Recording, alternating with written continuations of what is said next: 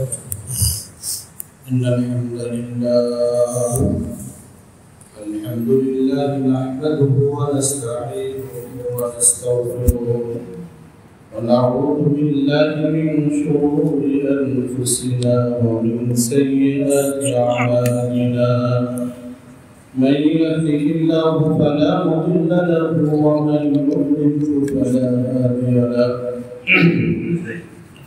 ونشهد أن لا إله إلا الله وحده لا شريك له ونشهد أن سيدنا وسندنا وحبيبنا ومولانا محمدا عبده ورسوله صلى الله تعالى عليه وعلى آله وأصحابه وبارك وسلم تسليما كثيرا أما بعد فأعوذ بالله من الشيطان الرجيم بسم الله الرحمن الرحيم وما أرسلناك إلا رحمة للعالمين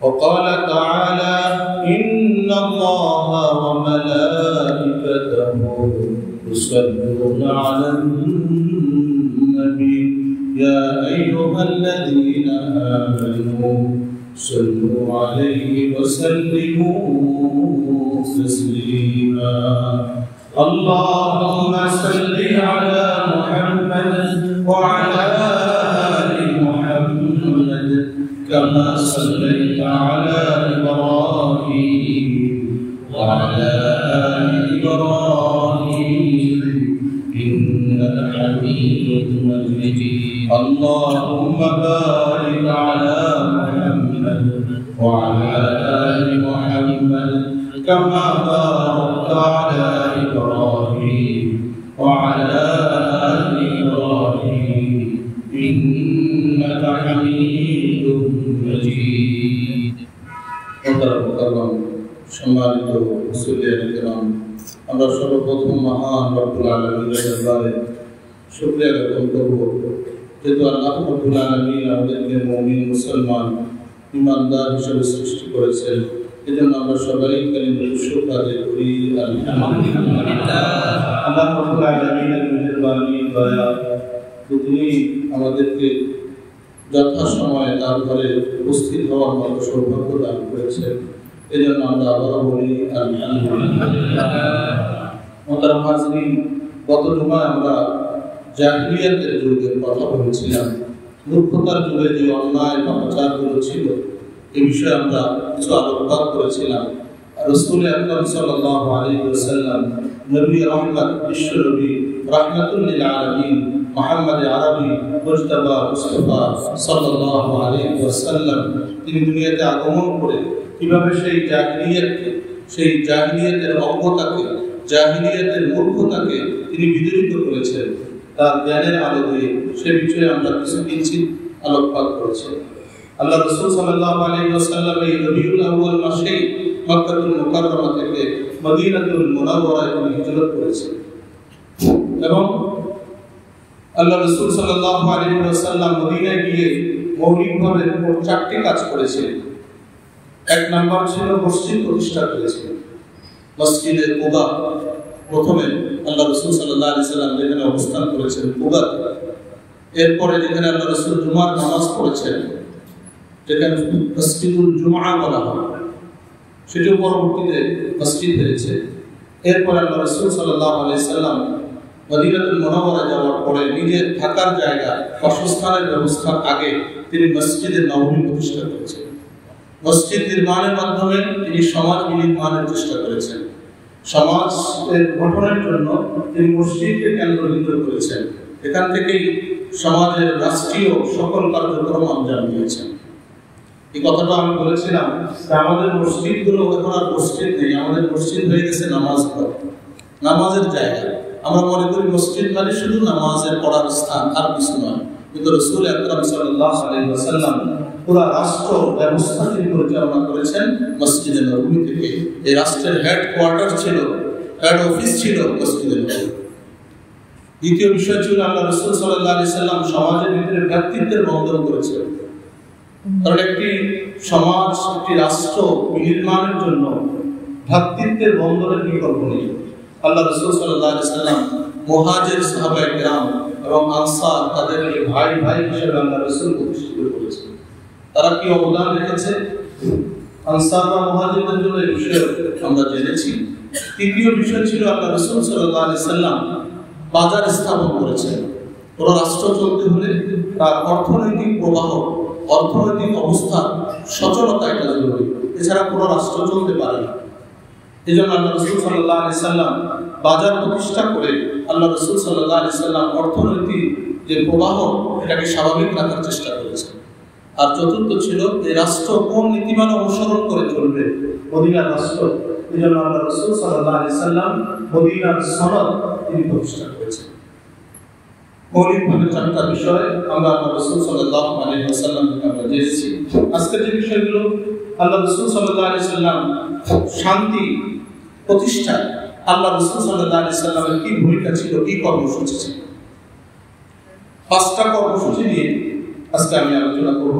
আল্লাহ রাব্বুল আলামিন এই কর্মসূচিগুলো আমাদেরকে শুনে বুঝে আমল করার তৌফিক দান করেন।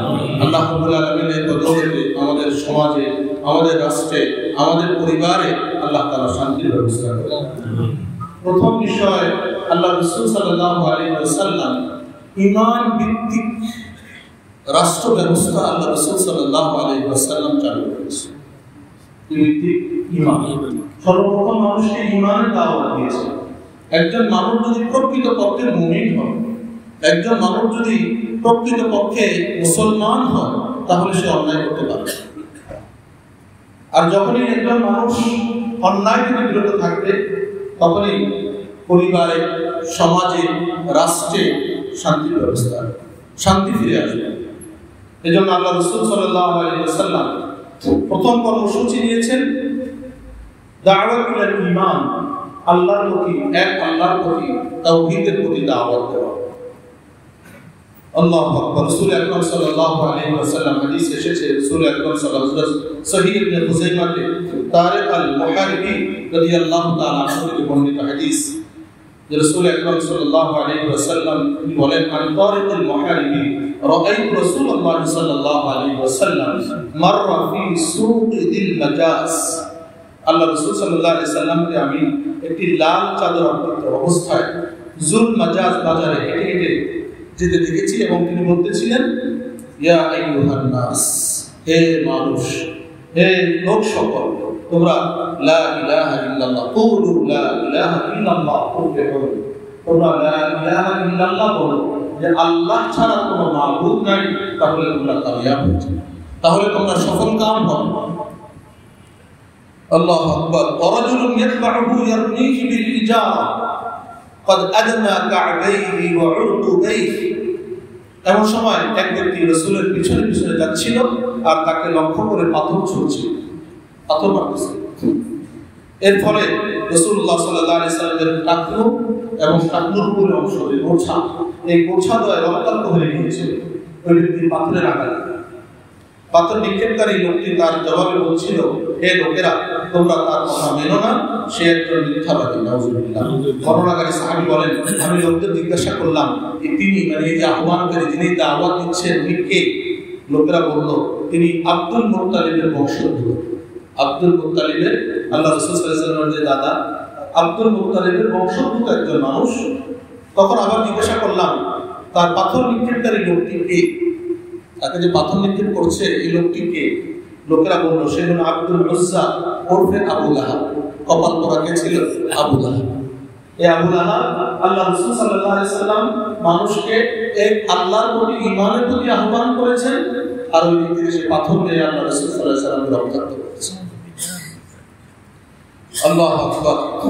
তাহলে মোহতারাম ভাইজান, একজন মানুষ যদি ঈমান এনে, প্রথম আল্লাহ রাসূল ঈমানের মেহনত করেছেন, ঈমানের ফিকির করেছেন, ঈমান ভিত্তিক রাষ্ট্র ব্যবস্থা তিনি চেষ্টা করেছেন। কারণ একজন মানুষ যখন মুমিন হবে, আল্লাহু আকবার, তখন তার থেকে আর কোনো বিশৃঙ্খলা হতে পারে, প্রকৃত মুমিন। এখন আমরা মুমিন, মুসলমান, সকল ধরনের অন্যায় আমরা করি, তার মানে আমরা প্রকৃত মুমিন আমরা হতে পারি। যদি প্রকৃত মুমিন আমরা হতে পারতাম তাহলে ঈমান বিধ্বংসী, ঈমান বিরোধী কার্যকলাপগুলো আমাদের থেকে প্রকাশ পেত। আল্লাহু আকবার। দ্বিতীয় কাজ আল্লাহ রাসূল সাল্লাল্লাহু আলাইহি ওয়াসাল্লাম যেটা করেছেন, ইনসাফ ভিত্তিক রাষ্ট্র পরিচালনা করেছেন। কি ভিত্তিক? ইনসাফ, বৈষম্য ভিত্তিক। যেই রাষ্ট্র ব্যবস্থায় কোনো বৈষম্য ছিল না, গরিব ধনী উভয়ের বিচার এক ছিল। গরিবের যা হক ধনীর তা হক, আমিরের যা হক ফকিরের সেই হক। সম্ভ্রান্ত পরিবারের মানুষের যে অধিকার, একজন সাধারণ পরিবারের মানুষের সেই অধিকার আল্লাহ রাসূল সাল্লাল্লাহু আলাইহি ওয়াসাল্লাম নিশ্চিত করেছেন। আল্লাহ রাব্বুল আলামিন কোরআনুল কারীমে সূরাতুন নাহলের 90 নং আয়াতে আল্লাহ বলেছেন, ইন্নাল্লাহা ইয়া'মুরু বিল আদলি ওয়াল ইহসান ওয়া ইতা'i যিল কুরবা ওয়া ইয়ানহা আনিল ফাহশা'i ওয়াল মুনকার ওয়াল বাগই। আমি আপনাদের আগ্রহ দিয়েছি বিষয় যে আল্লাহ আদেশ করেন ইনসাফ করতে। আরো অন্যান্য বিষয়গুলো আছে, এখানে ইনসাফের কথা আল্লাহ বলেছেন। আল্লাহ কোরআনুল কারীমে সূরা নিসা 58 নং আয়াতে বলেছেন, ওয়া ইযা হাকামতুম বাইনান নাস আন তাহকুমু বিল আদল। হে পৃথিবীর মানুষ, তোমরা যখন লোকদের মাঝে বিচার সালিশ করো তখন তোমরা ন্যায় বিচার করো। এই ন্যায় বিচার করতে কে বলেছেন? আল্লাহ। কে বলেছেন? আল্লাহ। অবশ্যই আল্লাহ তোমাদের উত্তম উপদেশ দান করেন, নিশ্চয়ই আল্লাহ সব শোনেন ও দেখেন। আল্লাহু আকবার। এজন্য সমাজের শান্তি বজায় রাখার জন্য নিরাপত্তা নিশ্চিত করা জরুরি।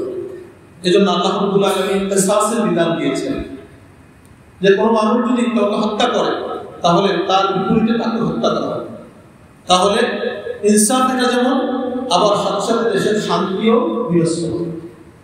তাহলে ইনসাফপূর্ণ ব্যবস্থা যদি থাকে তাহলে সমাজের ভিতরে শান্তি থাকবে। আল্লাহ রাব্বুল আলামিন কোরআনে কারীমে চোরের কথা বলেছেন, ওয়াসসারিকু ওয়াসসারিকা ফাকতাউ আইদিয়াকুমা। চোর পুরুষ হোক চোর নারী হোক, যদি সে চুরি করে তাহলে তার হাত কেটে দিতে হবে, এটা তার কৃতকর্মের প্রতিফল। আর আল্লাহ অতিশয় ক্ষমতাবান ও প্রজ্ঞাময়। আল্লাহু আকবার। আর আল্লাহ রাসূল সাল্লাল্লাহু আলাইহি ওয়াসাল্লাম, বিশ্ব নবী মুহাম্মদ আরবি সাল্লাল্লাহু আলাইহি ওয়াসাল্লাম সমাজের শান্তি প্রতিষ্ঠার লক্ষ্যে এই আইনগুলো বাস্তবায়ন করেছেন। এগুলো আল্লাহ রাসূল সাল্লাল্লাহু আলাইহি ওয়াসাল্লাম কোনো ছাড় দেন নাই। আল্লাহ রাসূল সাল্লাল্লাহু আলাইহি ওয়াসাল্লামের জামানায় কুরাইশের একজন নারী, কুরাইশ সম্ভ্রান্ত পরিবার, এই কুরাইশের একজন নারী, তার থেকে চুরির মতো ঘটনা ঘটেছে। আল্লাহ রাসূল সাল্লাল্লাহু আলাইহি ওয়াসাল্লাম এর কাছে বিষয় আল্লাহ রাসূলের আদালতে চলে গেছে। এখন সাহাবায়ে কেরাম পরস্পরের ভিতরে আলোচনা করলেন, আল্লাহ রাসূলকে এই বিষয়ে সুপারিশ করা যায় কিনা, কে করবে? কেউ সাহস করে না যে আল্লাহর বিধানের ব্যাপারে আল্লাহ রাসূলের কাছে যে সুপারিশ করবে। আল্লাহ রাসূল সাল্লাল্লাহু আলাইহি ওয়াসাল্লামের একজন প্রিয় মানুষ ছিলেন হযরত উসামা ইবনে যায়েদ। এই উসামা রাদিয়াল্লাহু তাআলা আনহু সবাই ঠিক করলেন যে সে গিয়ে আল্লাহ রাসূল সাল্লাল্লাহু আলাইহি ওয়াসাল্লামের কাছে সুপারিশ করবে। তো তিনি আল্লাহ রাসূল সাল্লাল্লাহু আলাইহি ওয়াসাল্লামের কাছে গিয়ে সুপারিশ করছেন। তার ব্যাপারে দেখেন বুখারী শরীফের বর্ণনা, বুখারী এবং মুসলিম শরীফের, আন্না কুরাইশান আহাম্মাহু শা'নুল বারকাতিল মাখজুমিয়্যা আল্লাতী সারাকাত। মাখজুমি গোত্র, কুরাইশের বংশোদ্ভূত মাখজুমি গোত্রের একজন মহিলা চুরি করেছে। এই বিষয়টা কুরাইশের সবাইকে ভাবিয়ে তুলেছে। ফাকালু ওমান ইউকাল্লিমু ফিহা রাসূলুল্লাহ। তার ব্যাপারে আল্লাহ রাসূলের সাথে কে কথা বলবে? ফাকালু ওমান ইয়াতাবিউ আলাইহি ইল্লা উসামা ইবনে যায়েদ। সবাই বলল এই বিষয়ে যদি কেউ কথা বলার দুঃসাহস দেখাতে পারে তাহলে একমাত্র মানুষ হলো উসামা ইবনে যায়েদ বিন হারিসা ছেলে উসামা, যে আল্লাহ রাসূলের খুব প্রিয় মানুষ। ফাকাল্লামাহু উসামা ইবনে যায়েদ বিন হারিসা, সে আল্লাহ রাসূলের সাথে তিনি কথা বললেন। আল্লাহ রাসূল সাল্লাল্লাহু আলাইহি ওয়াসাল্লাম কি বললেন জানেন? কি বলেন? আতাশফাউ ফি হাদ্দিন মিন হুদুদিল্লাহ। আল্লাহর বিধানের ব্যাপারে তুমি আমাকে সুপারিশ করছো? ثم قام, এরপর আল্লাহ রাসূল দাঁড়ায় গেলেন। ফাখতাবা, খুতবা দিলেন, ভাষণ দিলেন। ثم قال, এরপর আল্লাহ রাসূল সাল্লাল্লাহু আলাইহি ওয়াসাল্লাম বললেন, ইন্নামা আহলাকাল্লাযীনা ক্বাবলাহুম আন্নাহুম কানু ইযা সারাকা ফীহিমুশ শারীক তারা। পূর্ববর্তী জাতিরা ধ্বংস হয়েছে। কেন হয়েছে জানো? যে তাদের মধ্যে যদি কোনো সম্ভ্রান্ত মানুষ চুরি করত, তাহলে তারা তাকে ছেড়ে দিত, তার কোনো শাস্তি প্রয়োগ করত। ওয়া ইযা সারাকা ফীহিমুজ যাঈফ আকামু আলাইহিল হাদ্দা। যদি কোনো দুর্বল প্রকৃতির মানুষ, দুর্বল শ্রেণীর মানুষ সে যদি অন্যায় করত, তাহলে তার উপরে তারা হক প্রয়োগ করত, এই শাস্তি প্রয়োগ করত। আল্লাহ রাসূল সাল্লাল্লাহু আলাইহি ওয়াসাল্লাম বললেন, ওয়া আইয়ুল্লাহ, আল্লাহর শপথ, লাউ আন্না ফাতিমা বিনত মুহাম্মদ সারাকাত লাকাতাতু ইয়াদাহা। আরে আমার কন্যা, আমার কলিজার টুকরা ফাতেমাও যদি আল্লাহ না করুক এই কাজ করত, তাহলে আমি তার হাত কেটে দিতাম। আমি তার হাত কাটতে দ্বিধা করতাম না, যে আমার মেয়ে বলে, আমার কন্যা বলে এই চুরি করছে, আছে অপরাধের যে শাস্তি, সেটা আমি তার উপরে প্রয়োগ করতাম না। এমনটা হতো। চিন্তা করে দেখেন আল্লাহ রাসূল সাল্লাল্লাহু আলাইহি ওয়াসাল্লাম কেমন আইনের বাস্তবায়ন করেছেন এবং এই শিক্ষা দিয়ে গেছেন, সমাজের যদি শান্তি শৃঙ্খলা এটা যদি ঠিক রাখতে হয়, তাহলে আইন ভিত্তিক, ইনসাফ ভিত্তিক রাষ্ট্র পরিচালনার কোনো বিকল্প। আপনার দলের মানুষ, আমার দলের মানুষ ছাড় পেয়ে যাবে, বিপক্ষ দলের মানুষ অপরাধ না করলে তাকে ফাঁসিয়ে দেওয়া হবে, তাহলে সেই রাস্তায় কখনো শান্তি আসতে পারে।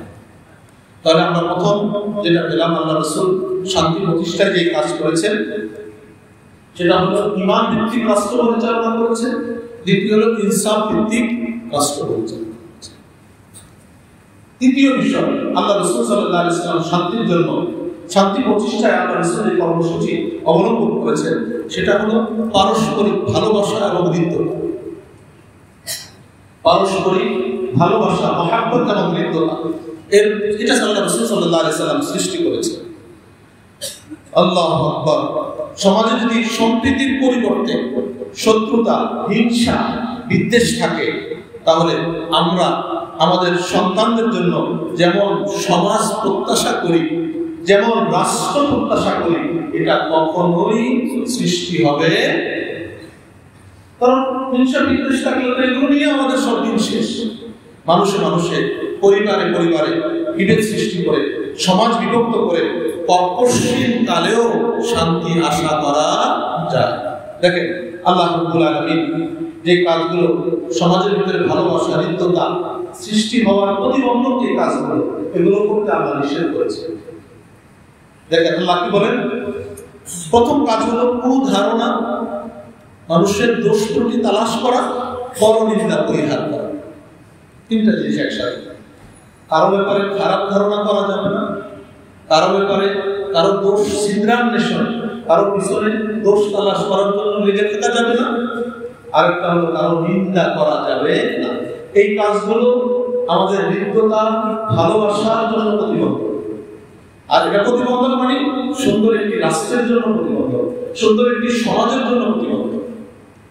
আপনি যে পরিবার চিন্তা করেন, যে পরিবারের ভিতরে এই কাজগুলো থাকবে, পরিবারের মানুষ একজন আরেকজনের পিছনে লেগে থাকে, একজন আরেকজন, এক ভাই আরেকজনের ভাইয়ের ব্যাপারে কুধারণা করে, এক ভাই যদি আরেক ভাইয়ের দোষ চর্চা করে, এক ভাইয়ের স্ত্রী যদি আরেক ভাইয়ের দোষ চর্চা করে, এই পরিবারের ভিতরে শান্তি আসে?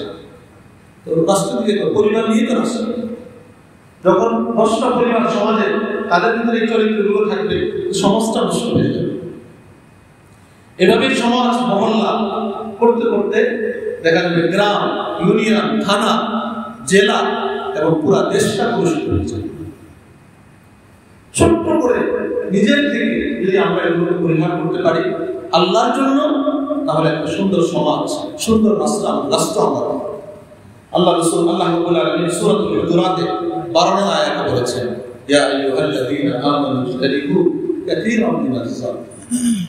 হে ঈমানদার, তোমরা অযথা ধারণা পোষণ করা থেকে, মানুষের ব্যাপারে খারাপ ধারণা থেকে বেঁচে থাকো। আমি যেরকম, আমি আরেকজনের ব্যাপারে ধারণা, ঘটনা আছে না, একজন শেষ রাতে তাহাজ্জুদ করতে হচ্ছে, ওযু করতে গেছে, আর একজন চোর চুরি করতে হচ্ছে শেষ রাতে।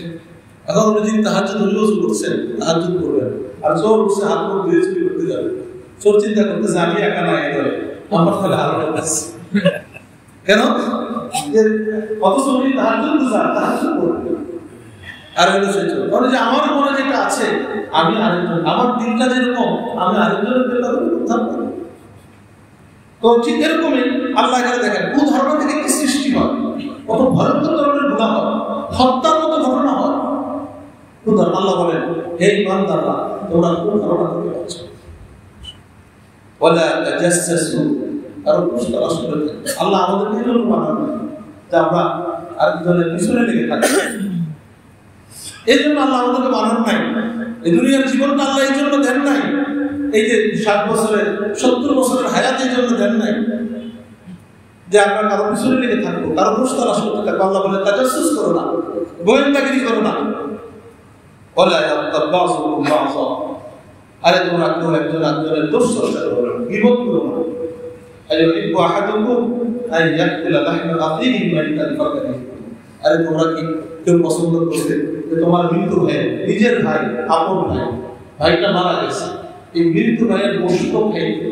দেখেন আল্লাহ কত কঠিনভাবে আমাদের সামনে উপস্থাপন করেছে দৃষ্টান্তটা।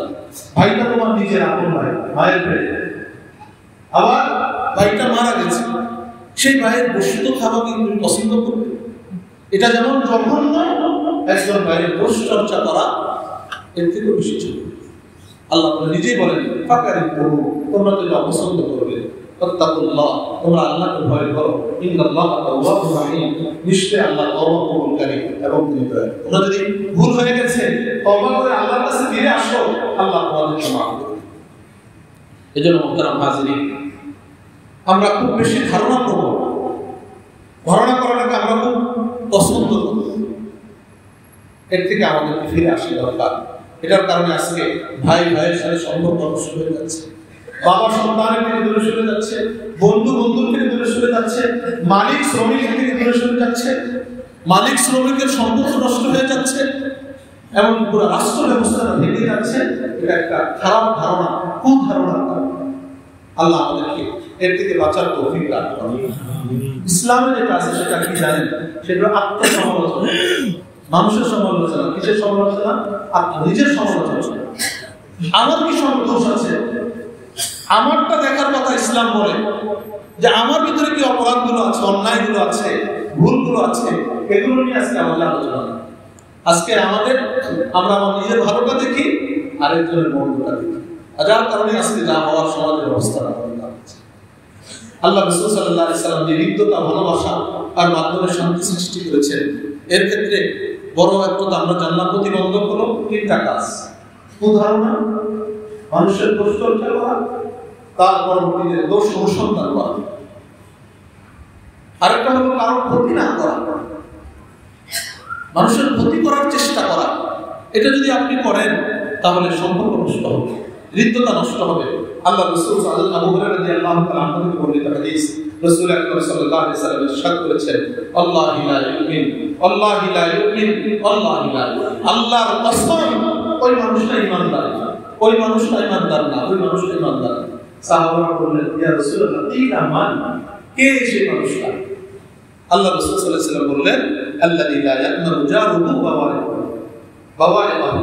ওই ব্যক্তি প্রকৃতপক্ষে ঈমানদার নয় যার অনিষ্ট থেকে তার প্রতিবেশী নিরাপদ, যার খারাপি থেকে, তার ক্ষতি থেকে প্রতিবেশী নিরাপদ। এজন্য মুহতারাম হাজিরিন, আপনার প্রতিবেশী, আপনার সহকর্মী, আপনার অনিষ্ট থেকে যদি নিরাপদ না হয়, তাহলে সমাজের ভিতরে শান্তি কখনো আসবে না। আল্লাহ রাসূল শান্তি প্রতিষ্ঠার জন্য যেগুলো অন্তরা, এর মধ্যে একটা ক্ষতি করা যাবে না, মানে ক্ষতি না করা, ক্ষতি না করলে সম্প্রদায় সম্প্রীতি সৃষ্টি হবে, ভালোবাসা সৃষ্টি হবে, সুন্দর সমাজ হবে। আরেকটা কাজ আল্লাহ রাসূল বলেছেন পারস্পরিক সম্প্রীতির জন্য, ভালোবাসার জন্য, উদারতার জন্য, সেটা হলো সালাম কি দেওয়া, সালামের প্রচার প্রসার। হযরত আবু হুরায়রা রাদিয়াল্লাহু তাআলা আনহু থেকে বলেন হাদিস, আল্লাহ রাসূল সাল্লাল্লাহু আলাইহি ওয়াসাল্লাম বলেছেন, লা তাদখুলুল জান্নাতা হাত্তা তু'মিনু, তোমরা ওই সময় পর্যন্ত জান্নাতে প্রবেশ করবে না যতক্ষণ না তোমরা ঈমানদার হবে। ওয়ালা তু'মিনু হাত্তা তাহাব্বু, আর তোমরা ওই সময় পর্যন্ত প্রকৃত ঈমানদার হবে না যতক্ষণ না তোমরা একে অপরকে ভালোবাসো, তোমাদের ভিতরে ভালোবাসা সৃষ্টি না হবে। আওয়ালা আদুল্লুকুম আলা শাইইন ইযা ফাআলতুহু তাহাব্বু, আমি তোমাদেরকে এমন আমলের কথা বলে দেব যেটা করলে তোমাদের পরস্পরের ভিতরে মহব্বত ভালোবাসা সৃষ্টি হবে। আল্লাহ রাসূল বললেন, আফশুস সালাম বাইনাকুম, তোমরা একে অপরকে সালাম দিতে থাকো, তাহলে তোমাদের পরস্পরের ভিতরে আল্লাহ তাআলা মহব্বত সৃষ্টি করবে। সমাজে আজকে সালামের প্রসার নাই, প্রচলন নাই। চেহারা দেখে আমরা সালাম দিই। একজন রিক্সা চালক, তারা আমাদের সালাম দিতে লজ্জা লাগে। আরে তারা কেন সালাম দেবে?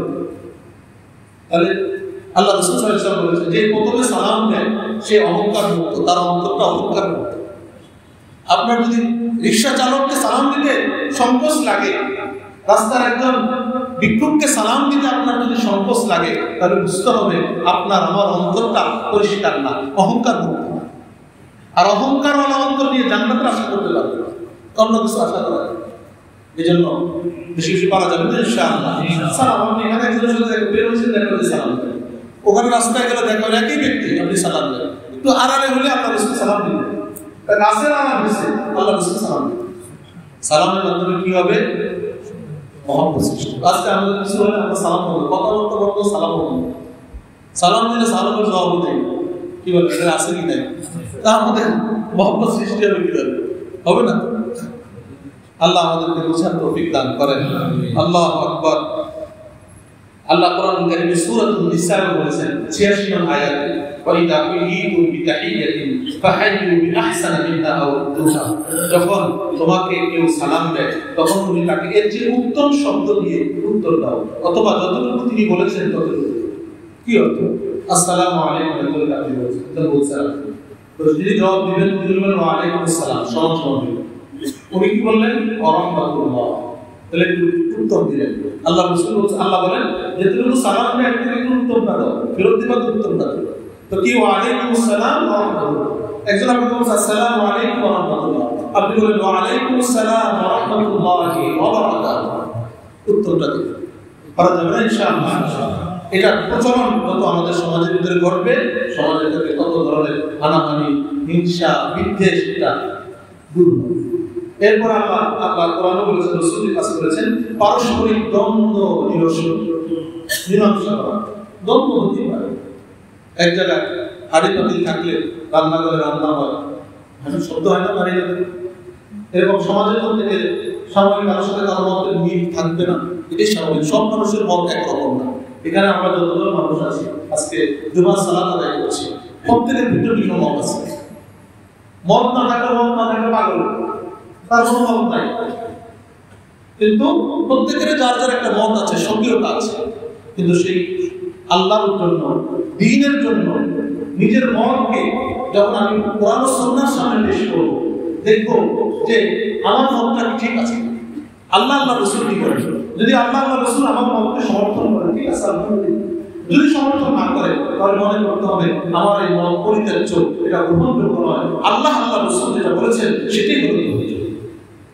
আর যদি আমি না করতে পারি, তাহলে আমার আর ইবলীসের ভিতরে কোনো পার্থক্য থাকবে না। কারণ ইবলীসও মানে না, ইবলীসের সামনে ইবলীস যুক্তি তালাশ করছে, নিজের শ্রেষ্ঠ দাবি করে বসেছে। কি হয়েছে? সারা জীবনের জন্য অভিশপ্ত হয়েছে এবং তার ঠিকানা হয়েছে জাহান্নাম।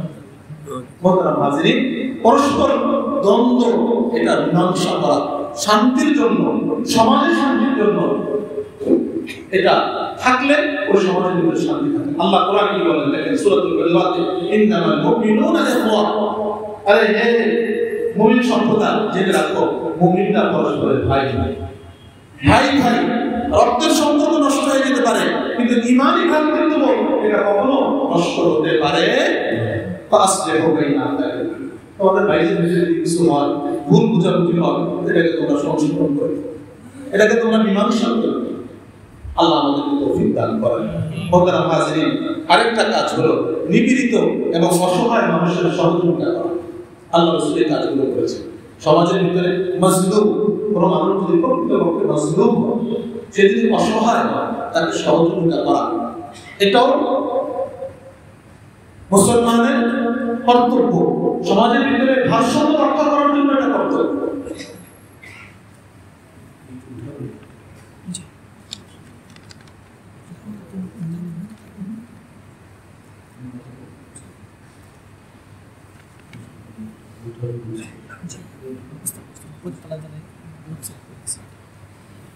আল্লাহু আকবার। হযরত আব্দুল্লাহ ইবনে ওমর রাদিয়াল্লাহু তাআলা আনহুমা থেকে বর্ণিত হাদিস, রাসূল আকরাম সাল্লাল্লাহু আলাইহি ওয়াসাল্লাম বলেছেন, আল মুসলিমু আখুল মুসলিম, মুসলমান মুসলমানের ভাই। কি বলছেন বলেন? মুসলমান মুসলমানের ভাই, লা ইয়াজলিমু, সে তার উপর জুলুম করবে না। দেখেন ভাই কেমন হবে, আল্লাহ রাসূল বলেছেন যে সে তাকে কি করবে না, জুলুম করবে। ওয়ালা ইসলিমু, সে মুসলমান ভাইকে জুলুম করার জন্য আরেকজনের হাতে ছেড়ে দিবে, নিজে করবে না, আরেকজনের হাতে উঠাই দিবে যে তার উপর অন্যায় করবে। ওমান কানা ফি হাজাতি আখিহি কানা আল্লাহু ফি হাজাতি, আর যে কোন মুসলমান ভাইয়ের প্রয়োজন পূরণের জন্য, সমস্যা নিরসনের জন্য এগিয়ে আসবে, আল্লাহ তার সমস্যাগুলো আল্লাহ ومن فرج عن مسلم كربة فرج الله عنه كربة من كربات يوم القيامة। কোন মুসলমান যদি কোন আরেক মুসলমানের যদি দুঃখ, চিন্তা, পেরেশানি এটা যদি দূর করে দেয়, তাহলে আল্লাহ রাব্বুল আলামিন কাল কিয়ামত দিবসে তার পেরেশানিগুলো আল্লাহ তাআলা সুবহানাল্লাহ, কিয়ামত দিবসে পেরেশানি কার না থাকে। কেউ আমরা বলতে পারি যে আমার পেরেশানি থাকবে, কেউ আসে না, কেন নিশ্চয় আছে। তো দুনিয়াতে যদি আমরা মানুষের পেরেশানিগুলো দূর করার চেষ্টা করি, লক্ষ্য করার চেষ্টা করি, তাহলে কি হবে? বিনিময়ে আল্লাহ রাব্বুল আলামিন কাল কিয়ামত দিবসে সকল পেরেশানি আল্লাহ তাআলা দূর করবেন। আর ওমান সাতারা মুসলিমান সাতারাহুল্লাহু ইয়াওমাল কিয়ামা, আর কেউ যদি কোন মুসলমান ভাইয়ের দোষ ত্রুটি গোপন করে রাখে, দোষ নাই আমাদের কাছে, এরকম কোন মানুষ আছে বলতে পারবে যে আমার দোষ নেই, আমার গুনাহ নাই, আছে কেউ বলেন? আছে এরকম? আল্লাহ রাসূল বলেন, কেউ যদি কোন মুসলমান ভাইয়ের দোষ ত্রুটি গোপন করে রাখে, তাহলে কিয়ামত দিবসে আল্লাহ তার দোষ ত্রুটি গোপন করবেন। যেখানে লক্ষ কোটি মানুষ, হাজারো লক্ষ লক্ষ কোটি মানুষ থাকে পৃথিবীর শুরু থেকে নিয়ে শেষ পর্যন্ত যত মানুষ, সব মানুষের উপস্থিতিতে বিচার হবে। সেদিন যদি আপনার আমার দোষগুলো প্রকাশ পায়, সেখানে আপনার বাবাও থাকবে, মাও থাকবে, ওস্তাদও থাকবে, গুরুজনও থাকবে, শ্বশুরও থাকবে, শাশুড়িও থাকবে, নিজের বেগম সাহেবও থাকবে। কথা বলছেন থাকবে কি থাকবে না? সেখানে যদি এটা প্রকাশ পায় কি অবস্থা হবে? এই জন্য আমরা মানুষের দোষ ত্রুটি যদি আমাদের কারো দৃষ্টিগোচর হয়, আল্লাহ ক্ষমা পাওয়ার জন্য কালকে আমাদের বসে যেন আল্লাহ আমাদের দোষ ত্রুটিগুলোকে ঢেকে রাখেন, এই জন্য আমাদের ঢেকে করা যাবে ইনশাআল্লাহ। হাদিসের এক একটা কথা এর মধ্যে কত বড় শিক্ষা!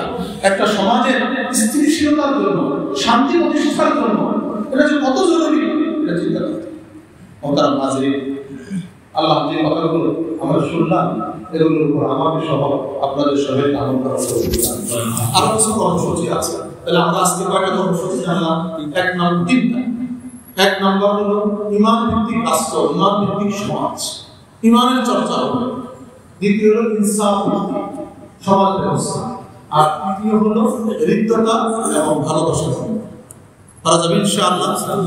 আমরা তো জানলাম হৃদ্যতা, ভালোবাসার দাবি হলো একজন মুসলমান যদি কোথাও ক্ষতিগ্রস্ত হয়, আমরা তার পাশে দাঁড়াবো, তার প্রয়োজনের জন্য আমরা ঝাঁপিয়ে পড়বো। কি বলেন? আপনারা দেখেছেন আলহামদুলিল্লাহ, যে ফেনীতে বলেন, নোয়াখালী, লক্ষ্মীপুর, যে সকল অঞ্চলগুলোতে মানুষগুলো বন্যায় আক্রান্ত হয়েছে, কিভাবে স্বতঃস্ফূর্তভাবে দেশের মানুষ ইতিপূর্বে এমনটা চেষ্টা করে দেখা যায়। আগে সিলেটে বিভিন্ন জায়গায় বন্যা হয়েছে, এমন স্বতঃস্ফূর্তভাবে অংশগ্রহণ ইতিপূর্বে দেখা যায়নি, যেটা আমরা টিএসসিতে আমরা দেখেছি। কোনোদিন মানুষ টিএসসিতে ত্রাণ দিতে যায়নি। এই যে একটা আস্থা এবং বিশ্বাস, মহিলারা সেখানে দূর খুলে দিয়ে গেছে, হাতের বালা খুলে দিয়ে গেছে, চুরি খুলে দিয়ে গেছে, যে যার মতো করে, কারো জমানো টাকা, কারো হজে যাওয়া, কারো উমরায় যাওয়া, ওই টাকাগুলো তারা দিয়ে গেছে। প্রত্যেকে যারা, একজন দেখছে মুক্তিযোদ্ধা, উনি যে মুক্তিযোদ্ধার ভাতা পেয়েছে, আমি কখনো খরচ করিনি, রেখে দিয়েছে রাষ্ট্রের, দেশের প্রয়োজন, ওই টাকাটা উনি এখানে দিয়ে গেছে একটা অংশ, বললেন যে আরো প্রয়োজনে তিনি দিবেন। তো এখানে তারা আমাদের ভাই, তারা ওই এলাকা, আপনারা জানেন নোয়াখালী, ফেনী, ওসব এলাকার মানুষ অনেকে দেশে থাকে, তাদের আর্থিক অবস্থা ভালো, তারা একেবারে যে নিঃস্ব করি এরকম মানুষ না, কিন্তু আজকে তারা অসহায়, খাবারের ব্যবস্থা নাই, ওষুধের ব্যবস্থা নাই, এখনো ঘরটা পড়ে আছে, পশু সব শেষ, আয় রোজগার সব শেষ। হ্যাঁ, এখানে যদি কিছু মানুষ এমন থাকে যাদের ব্যাংক ব্যালেন্স আছে, টাকা পয়সা আছে আর্থিকভাবে, কিন্তু এখন সাময়িকভাবে তারা বিপদে পড়ছে, তারা হয়তো ব্যাংক থেকে টাকা পয়সা নিয়ে তারা করতে পারবে। আর যাদের কিছুই নেই, যা ছিল মনে করেন যারা কৃষি নির্ভর, ধরন হিসাবে কৃষি নির্ভর, গরু খামারি, তাদের তো কিছুই নেই, সব শেষ। এই মানুষগুলো যাকাত খাওয়ার মতো, দান সাদাকা, একটা ধরুন নফল দান তো সবারই করা যায়, কিন্তু যাকাত যে কাউকে দেওয়া যায় না। যাকাত দিতে হলে যাকাত খাওয়ার উপযুক্ত ব্যক্তি লাগে। হ্যাঁ, যদি এমন হয় শরীরের মাসলাটা আমার বোঝা দরকার, আমরা অনেকে তো মনে করি দেই, সেটা জন্য আমার যাকাত আদায় হয়। যখন তারা পানিবন্দী ছিল, তাদের জন্য অন্য কোনো উপায় নেই, তারা তাদের যে টাকা আছে অন্য জায়গায় ব্যাংকে, সেখান থেকে তারা উপকৃত হওয়ার সুযোগ পেল। আরে তখন তো মানুষ বাধ্য বলে মরা ভাইগুলো খাওয়ার অনুমতি আছে শরীরে, যাকাত তো অনেক ভালো কথা, সেটা ভিন্ন কথা। যখন তারা পানিবন্দী ছিল, আমরা যাকাতের অর্থ দিয়েছি, তাদের কাছে গেছে, তাদের অন্য কোনো বিকল্প ছিল না, খাবার খাইছে, তারা বেঁচেছিল। কিন্তু এখন যাদের আর্থিক সম্পত্তি আছে আর তাদেরকে যদি যাই আমরা পুনর্বাসনের জন্য যাকাতের অর্থ দিলাম, কিন্তু সে যাকাত খাওয়ার উপযুক্ত না, তাহলে আমাদের কি হবে না? যাকাত আদায়। তা আমাদের কিছুদিন আগে আমাদের সম্মানিত মুতাওয়াল্লি আলহাজ আব্দুল লতিফুল্লাহ সাহেব উনি বলেছেন যে খাবার দাবার তো অনেকেই দেয়, তো আমার একটা হলো যে আমরা টিন দিতে পারি কিনা পুনর্বাসনের জন্য এই মানুষগুলোকে, যাদের ঘর বাড়ি শেষ হয়ে গেছে, তো তাদেরকে টিন দেওয়া একটা ব্যবস্থা করা যায়। তুমি আলহামদুলিল্লাহ এখানে আমাদের যারা মুরব্বী আছেন ওদের সাথে আলোচনা করেছেন, আল্লাহ নবীউল্লাহ সাহেব, যারা আছেন ওদের সার্কেল উনি আলোচনা করেছেন, ওরা আমাকে জানিয়েছেন যে ওনারা একটা উদ্যোগ নিয়েছেন যে বানবাসীদের জন্য, যাদের ঘর বাড়ি, তাদের জন্য টিন তারা দিবেন। আমিও আমাকে দায়িত্ব দিয়েছে, ওখানে যারা স্থানীয় ওলামায়ে কেরাম আছে তাদেরকে বলেছি যে যাকাত খাওয়ার উপযুক্ত, এখানে যারা দিবেন অনেকে যাকাতের অর্থ দিবেন, এমন কিছু মানুষের তালিকা আপনি করেন যে যারা প্রকৃতপক্ষে যাকাত খাওয়ার উপযুক্ত। ওরাও আলহামদুলিল্লাহ ওখানে মাঠ পর্যায়ে কাজ করে তাদের থেকে খোঁজ খবর নিয়ে তার তালিকা তারা করেছেন যারা প্রকৃতপক্ষে যাকাত খাওয়ার উপযুক্ত। এই জন্য আমাদের মুতাওয়াল্লি সাহেব আপনাদের কাছে কিছু কথা বলবেন যে, এবং আমরা এখানে প্রতি তলায় তলায় আমাদের লোকজন আছে, যে এখন আমরা কিছু কালেকশন করবো, কারণ কালেকশন করতে আমরা নাম দেখিয়ে দিব।